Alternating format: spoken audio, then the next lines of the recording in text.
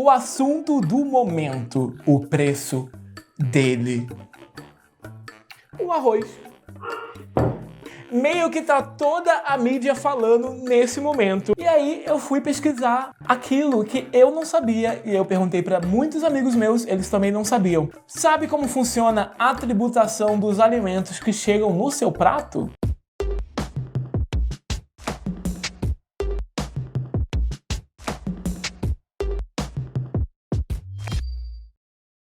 O quanto de impostos nós pagamos até que um alimento chegue em nossos pratos? Antes de responder essa pergunta, preciso explicar para vocês os tipos de impostos que podem incidir no alimento. Se somados, podem chegar até 30% do preço do produto final consumido aí na sua casa.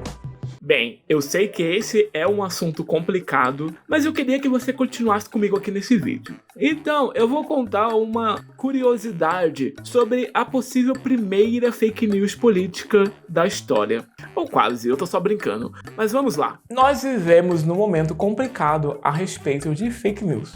E eu vou contar uma curiosidade para vocês sobre uma possível fake news espalhada sobre Maria Antonieta. A frase que ela supostamente disse: "Se não tem pão, que comam brioches". Essa frase não existe nenhuma confirmação histórica de que ela tenha acontecido de verdade, mas ela detonou a popularidade da rainha da França na época em que ela supostamente proferiu essa frase. Só tá faltando algum governante nosso chegar e falar: "Se não tem arroz, que comam risoto". Mas eu perguntei para amigos meus próximos se eles sabiam como funcionava a tributação de alimentos no nosso país, conhecido por ser uma das mais altas e protecionistas do planeta. ICMS, Imposto sobre Operações Relativas à Circulação de Mercadorias e Serviços. Traduzindo, são despesas relativas ao deslocamento da sua compra até a chegada dele no mercado ou na vendinha perto da sua casa. Em casos de produtos importados, essa incidência é maior ainda, porque afinal, seu alimento vai caminhar mais ainda. Segundo a tabela da Receita Federal, 5 kg de açúcar, óleo de soja e arroz possuem incidência de até 7% desse imposto sobre o alimento. Ou seja, se 5 kg de arroz estão custando R$15, você está pagando R$1,05 de imposto. Enquanto um biscoito e um molho de tomate enlatado possuem incidência muito maior. Eu quase esqueci de mencionar. O ICMS é um tributo que varia de estado para estado. Vamos para o IPI. IPI significa Imposto sobre Produto Industrializado. Mesmo que a gente não ache que um produto não é industrializado, esse imposto pode estar lá. Nem que seja empacotar ou lavar um produto, isso já é industrialização. No entanto, a maioria, mas não todos os alimentos, possuem esse imposto zerado por questões de interesses públicos. Ou seja, a incidência desse imposto na maioria dos alimentos é de 0%. Agora vamos para o COFINS, que na minha opinião pessoal é um dos impostos mais confusos de explicar. A sigla significa Contribuição para o Financiamento da Seguridade Social. E é o valor cobrado que fica guardado na poupança do governo para gastos com previdência, saúde e assistência sociais em geral. Claro, além dos impostos que o empregador também paga para a Seguridade Social, ou seja, a gente está pagando em dobro.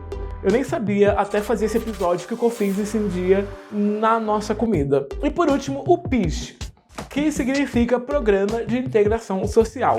Esse imposto sobre os alimentos, ele tem a finalidade de custear o seguro-desemprego. Tanto o PIS quanto o COFINS são zerados na maioria dos produtos da cesta básica, com algumas exceções. Do arroz, feijão, a farinha de mandioca, esses impostos são zerados. Mas num pacote de biscoito de 200 gramas, você paga 1,65% de PIS e 7,60% de COFINS. O leite, a margarina e o óleo, que constam também na cesta básica, você paga 1,65% e 7,60% de PIS e COFINS, respectivamente, resultando num valor total de 16,25%. Ou seja, quando você compra um leite de R$ 3,50, 60 centavos você está pagando só de imposto. Claro que se você coloca isso no montante da sua cesta básica inteira, da sua compra do mês inteiro, pode dar uma diferença muito grande.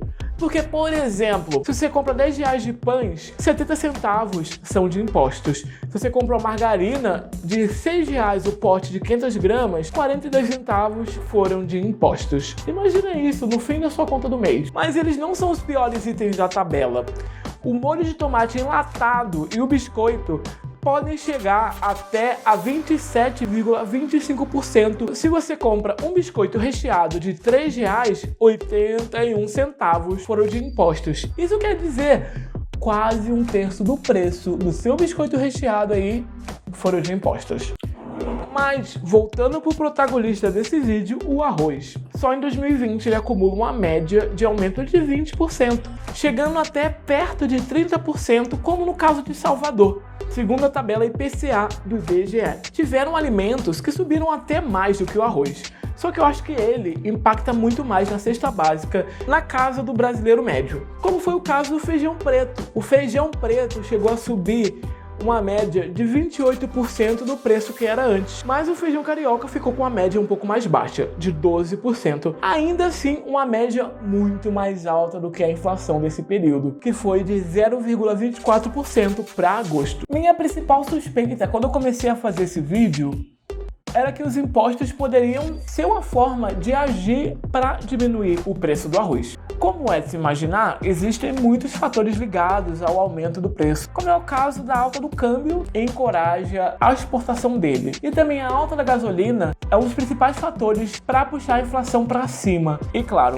esse amiguinho aqui, ele precisa da gasolina para chegar aí na sua casa. Bom, e por fim, eu vou pedir para você aí em casa, para você deixar um comentário, se inscrever, ativar o sininho e deixar um like no vídeo, porque isso é muito importante para nós que somos produtores independentes de conteúdo. E não deixe de conferir os outros conteúdos do Recheio 55. A gente tem feito há um mês, conteúdo irado a respeito de comida. E deixa um comentário, você trocaria o arroz pelo macarrão no seu prato?